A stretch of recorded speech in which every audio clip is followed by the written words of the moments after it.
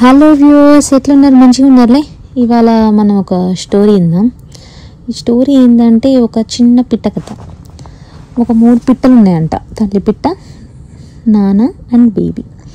ముగ్గురు రోజు ఉంటుంది అంటే ఒక గూడు తయారు చేసుకొని దాంట్లో ఉంటున్నాయంట.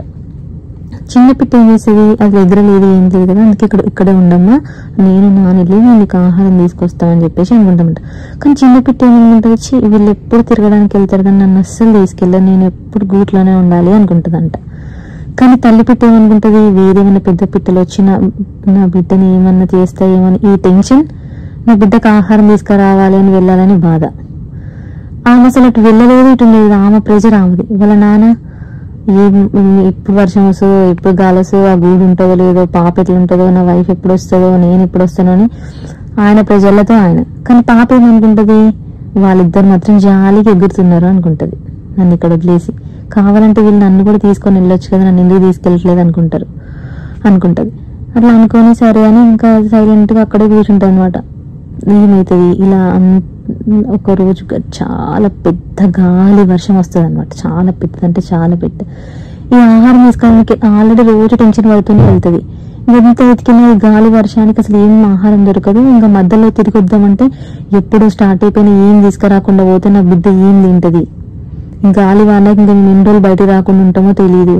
ఇంకా నేను ఆహారం ఎట్లాకేంచైనా తీసుకెళ్ళాలని ఆ వర్షంలో ఎగరడానికి వచ్చినా రాకపోయినా ఎక్కువ కాడెత్తుకొని వెళ్ళిపోతుంది. అక్కడ వాళ్ళ నాన్న ఏం చేస్తాడు, అమ్మో ఇంత పెద్ద గాలి వాన, అసలు గూడు ఉందో లేదో, ఇంకా దీనికి సెక్యూరిటీ ఇంకేమైనా తీసుకురావాలా అని చెప్పేసి అది వెళ్తూ ఉంటది అనమాట. అది ఇంకేమైనా సెక్యూరిటీగా దానికి పెట్టడానికి కొమ్మలు ఏమైనా దొరుకుతాయి కావచ్చు, వెతుకుదామని చెప్పేసి వెతికి తీసుకురావడానికి అని వెళ్తాయి అనమాట. కానీ ఈ చిన్న బేబీ బాడీ ఏమనుకుంటుంది, వీళ్ళిద్దరు అసలు నన్ను అసలు పట్టించుకోరు, ఇంత గాలి వర్షం వస్తుంది, నాకేమన్నా అయితే అసలు వీళ్ళకి ఇంత రెస్పాన్సిబిలిటీ లేదు, అయినా కూడా ఇంత గాలి వర్షం వచ్చినప్పుడు ఇంకా రాలేదు వీళ్ళు అనుకుంటుంది అనమాట. కాకపోతే వాళ్ళు పాడే వేదన దీనికి తెలియదు.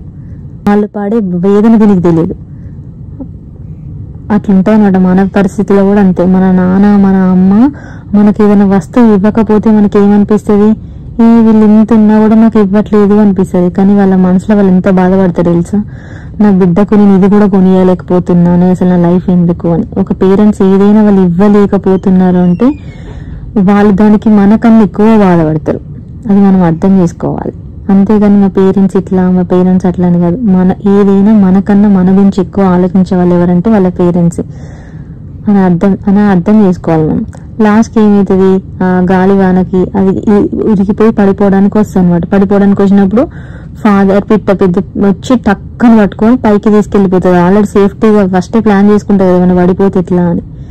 ఇంకా ఒక దగ్గర పైకి చేసిన తర్వాత వాళ్ళ అమ్మ కోసం ఎదురుస్తారు. వాళ్ళ అమ్మ ఆహారం తీసుకొస్తుంది, ముగ్గురు కలిసి తిని ఇంకా వర్షానికి సేఫ్టీగా ఉంటారనమాట. ఇంకా లాస్ట్కి పిట్టని అడుగుతుంది, ఎందుకమ్మా రోజు మీ ఇద్దరు తిరగడానికి వెళ్తారు, ఇంత గాలి వస్తుంది, నేను ఇట్లా వదిలిపెట్టి వెళ్ళిపోతే మీకు ఎట్లా అనిపించిందమ్మా అని అంటది అనమాట. అయితే ఒక రోజు నేను తీసుకెళ్తాను నిన్ను కూడా గాల్లో వెళ్దాం రేపు అని వెళ్తాను అనమాట. ఎగిరేటప్పుడు దానికి ఎగరడానికి రాదు, గద్ద వస్తుంది, వేరే పిట్టలు అన్నీ వస్తాయి.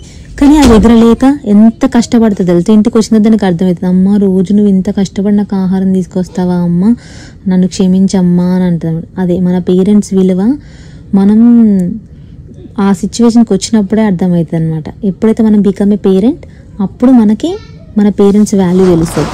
So be respect your parents. Thank you.